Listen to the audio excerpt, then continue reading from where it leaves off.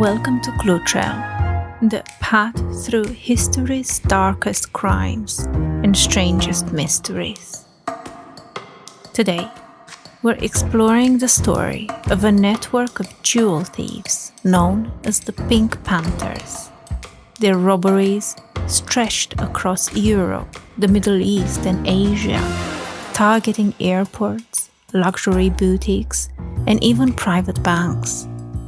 In the process, they stole hundreds of millions in diamonds and jewels. They are often described as amongst the most successful jewel thieves in the world. But behind the glamour and headlines lies a different reality. Their story begins not in the world of luxury, but in the aftermath of war in the Balkans of the 1990s. This is the story of the Pink Panthers heists.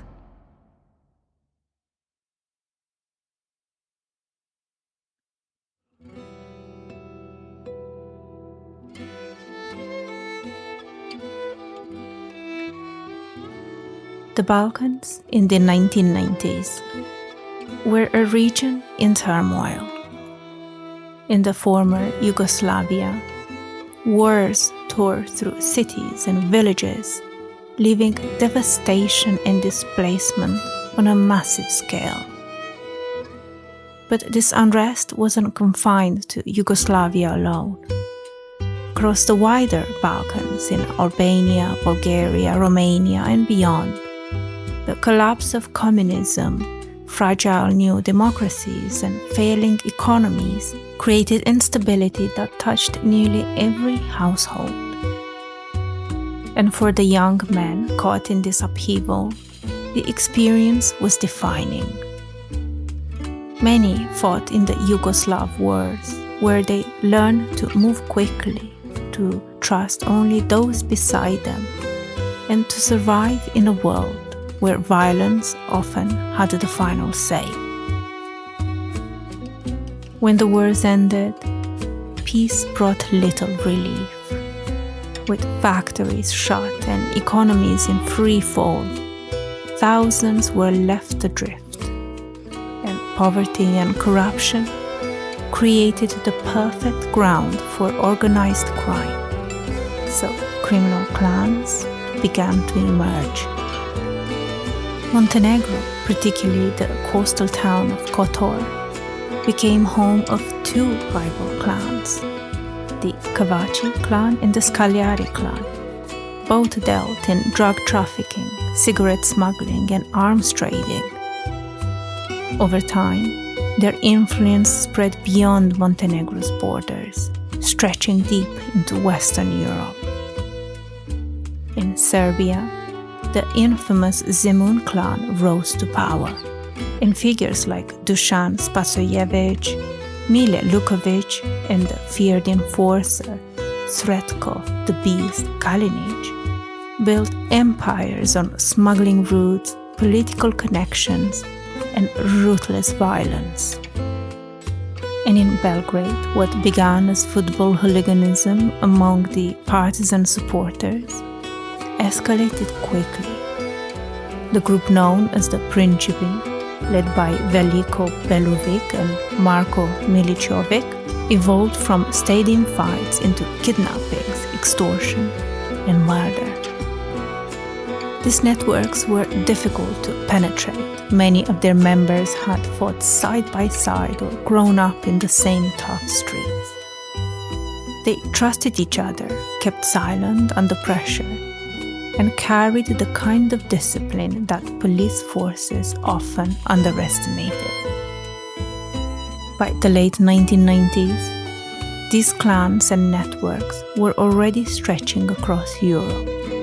They carried with them not only smuggling routes, but also the confidence that came from surviving in fractured states. And out of this underworld would emerge the jewel thieves the world would come to know as the Pink Panthers.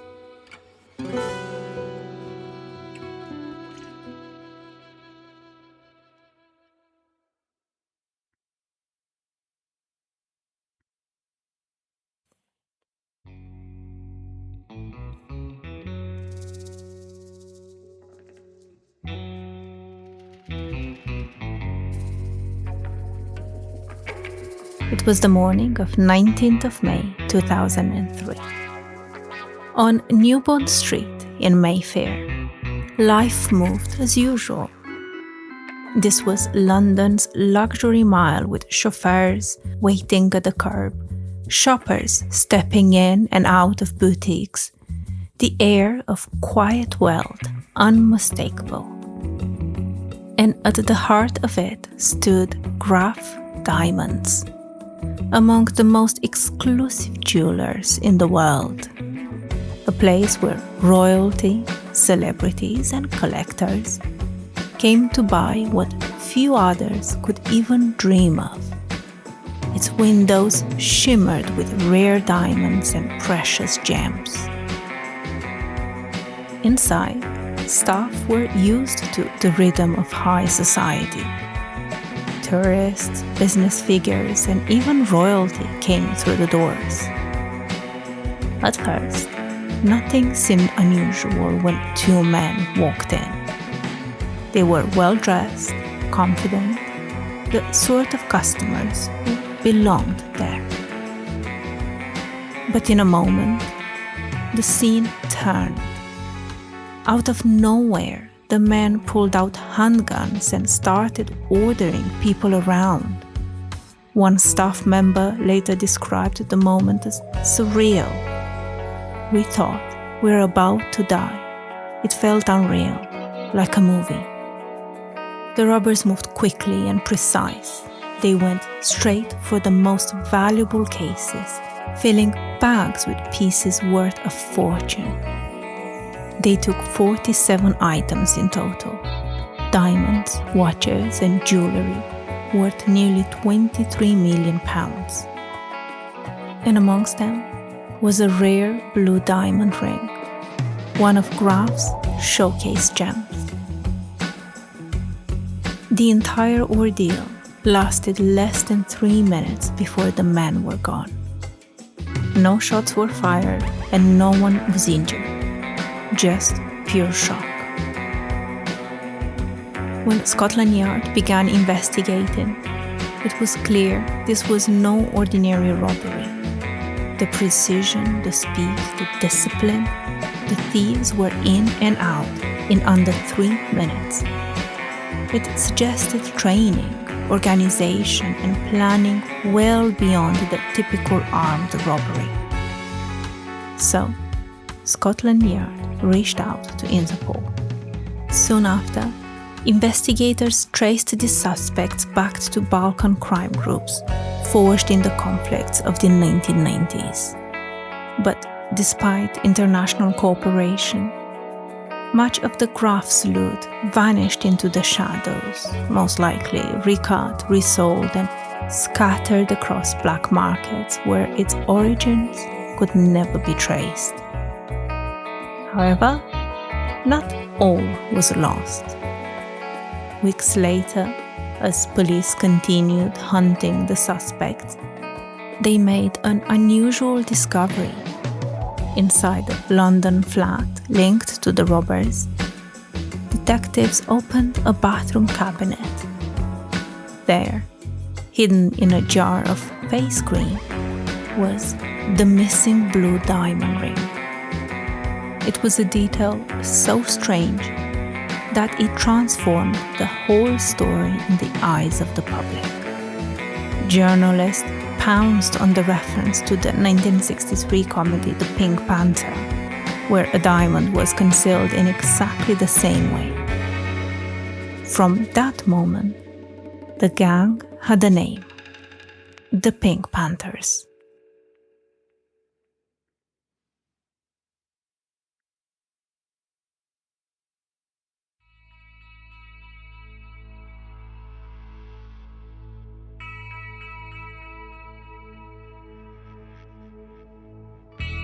After London, the Pink Panthers didn't just fade away, enjoying the riches of their stolen treasure. They actually grew bolder, striking across Europe and soon the world. Next came Dubai, the city of luxury. In April 2007, 2 stolen Audi A8 smashed through the entrance of the Wafi City Mall, sending glass flying as people screamed and ducked for cover. In seconds, masked men stormed into the house of Graff. The robbery took less than a minute, and millions in diamonds and watches vanished into the bags. Then, just as quickly, the men got back in the cars and were gone. One eyewitness later told local reporters, "It was like something from a film. We thought it was a terrorist attack at first. The noise was so violent." Similar to the London robbery, the group didn't leave much evidence behind, but crucially, among the wreckage, the burnout cars and the mess they left behind, investigators recovered traces of DNA. This was the first clear forensic link tying suspects back to the Balkan groups. Tokyo, thousands of miles from Mayfair, soon felt the same shock. In March 2007, shoppers in Tokyo's glittering Ginza district, a hub of luxury boutiques, neon lights, and some of the most expensive real estate in the world, watched as 3 Serbian nationals stormed a jewellery store. Within minutes, they had stolen a diamond tiara and necklace worth over $3 million. The getaway was swift, but unlike London, not flawless. Within weeks, Japanese police arrested the suspects.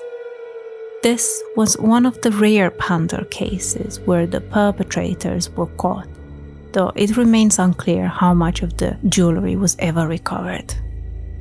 Then it was Paris, the city of lights and fashion. In October 2007, armed men entered Harry Winston, one of the city's most prestigious jewelers. With help from a corrupt security guard, they emptied display cases with an unbelievable efficiency.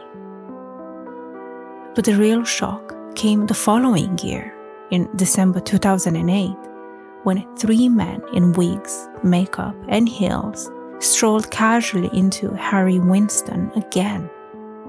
To the staff, they looked eccentric but harmless. That was until the guns appeared. The thieves ordered employees to fill their bags with diamonds and watches. In less than 20 minutes, they walked out with more than 18 million euros in gems. French media described the scene with disbelief. It was like a carnival turned nightmare, they said. The investigation was extensive and took police from London to Paris, Switzerland, and even Dubai. The DNA evidence recovered in Dubai turned out to be pivotal as it tied suspects to the robberies across Europe, linking the crimes back to the same network. By 2013, authorities estimated that about 189 individuals linked to the Panthers had been arrested. Some were jailed in Dubai, others in France, Switzerland, or even Japan. But despite those successes, much of the stolen treasure was never recovered. Diamonds and jewels simply vanished into the black markets. However, it appeared that even being captured, even sitting behind prison walls, didn't always stop them. In July 2013, Milan Poparic, jailed for a jewellery store robbery in Neuchâtel, Switzerland, was broken out of prison in an unbelievable coup staged by his accomplices. Outside helpers rammed the gates with a vehicle, sprayed gunfire from AK-47s to hold back guards, and set up ladders over barbed wire. In the chaos, Poparic and another inmate climbed out and escaped. The entire breakout lasted only minutes, but it humiliated Swiss authorities and showed that Panther loyalty extended far beyond the heists themselves. It was an unbelievable move, like a scene carved straight out of a movie. From 2007 to the mid-2010, the Pink Panthers struck all across the world, raiding boutiques in Paris, smashing through malls in Dubai, hitting stores in Tokyo, and even targeting exhibitions along the French Riviera. Investigators linked them to more than 380 robberies worldwide, with losses believed to exceed 330 million euros. The gang has been active since about 2001, and investigators suspect its methods were still linked to jewel thefts into the late 2010s. Yet, for all the arrests and headlines, one mystery still remained. What happened to the jewels once they were stolen?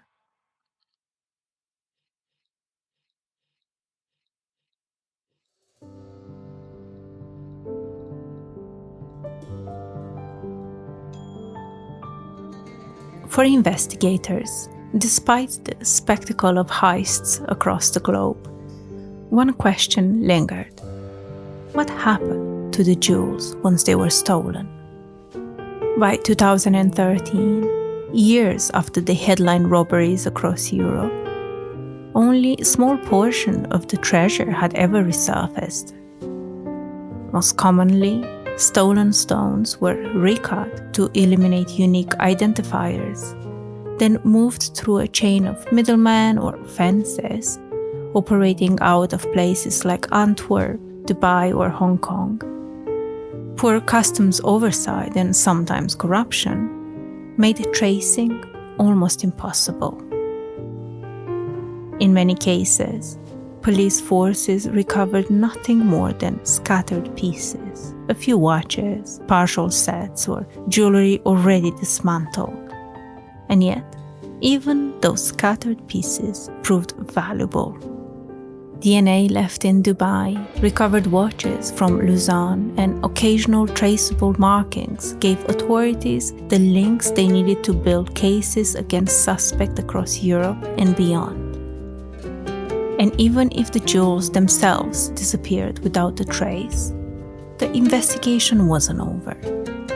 The focus just shifted, and the question was no longer what was stolen, but who were the men behind these heists, and how far did the network reach? The investigation spanned across the globe. Police forces in London, Paris, Geneva, Tokyo, and Dubai all faced the same puzzle. Heists that were fast, precise, and eerily familiar in execution. So, by 2007, Interpol took the step of establishing a dedicated Pink Panther working group, and dozens of countries began sharing intelligence. Now, forensic data from Dubai was cross-matched with cases in Switzerland. Surveillance footage from France was shared with Japan, and intelligence soon flowed across borders. This was a crucial step in establishing a pattern, and for the first time, police began to see the robberies not as isolated crimes, but as the work of a global network. The evidence that surfaced was rarely straightforward, but piece by piece, the picture became clearer. This was not a single gang, but a forever changing, almost brotherhood-like network, linked to Balkan roots and military-style discipline learned in the wars that ravaged the area. And soon, patterns began to emerge. Every heist carried the same hallmarks: remarkable speed, precise execution, clever disguise, and a preference for smashing showcases rather than disabling alarms. Interpol analysts compared witness accounts, security footage, and ballistic reports across dozens of countries. They built biometric profiles, shared DNA results, and tracked false identities moving through airports in Europe and Asia. Slowly, the web connecting the Pink Panthers became clear. The same name, the same faces, appearing and reappearing in connection with jobs thousands of miles apart. And as investigations unfolded across different countries, the arrests soon began. Some even made headlines. In Japan, Rifat Ajametovic was jailed for the Ginza robbery after spraying store clerks with tear gas and fleeing on a bicycle with millions in jewels. In Rome, Radovan Jelushek was caught with a forged passport, wanted for multiple robberies across Europe and Asia. In Switzerland, Panther suspect Milan Poparic was convicted in Neuchâtel, though his spectacular prison break in 2013 became infamous in its own right. And in France, 8 men tied to the Harry Winston robberies were convicted in 2015, including the insider guard who had betrayed his post. Despite the arrests, investigators struggled to piece together a clear hierarchy. There was no single godfather figure. Instead, the Panthers operated in small cells with constantly shifting assignments. A driver in Geneva might be a lookout in Paris or a gunman in Tokyo. Arresting one crew only meant another would just simply step in. The media often portrayed the Panthers as Hollywood-style thieves, comparing the robberies to blockbuster films and even retelling them in documentaries. But investigators caution against the glamour. One officer warned, "For every glamorous headline, there is a victim who will never forget those 3 minutes of fear." And this is the harsh reality, because behind the image of suave jewel thieves were moments of raw terror when staff was forced to the floor with guns aimed at their faces, undoubtedly fearing for their lives. The story of the Pink Panthers is far from over. While a handful of members are serving long sentences, many others continue to evade capture. And with so much of the stolen treasure still missing, the Pink Panthers remain an active file on police desks around the world.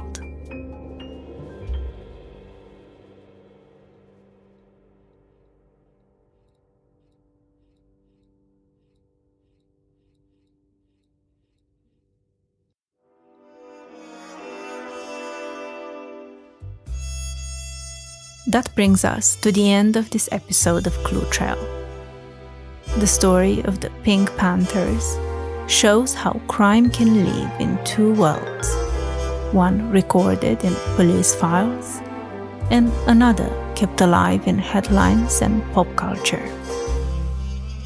If you'd like to go further with us, we share bonus episodes, early access, and exclusive series on Patreon, where your support helps us keep following these trails.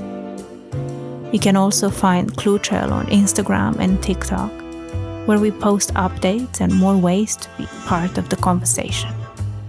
And if you're listening on Apple or Spotify, a quick rating or review helps new listeners discover the show. Thank you for walking this trail with us. Until next time, stay safe and stay curious.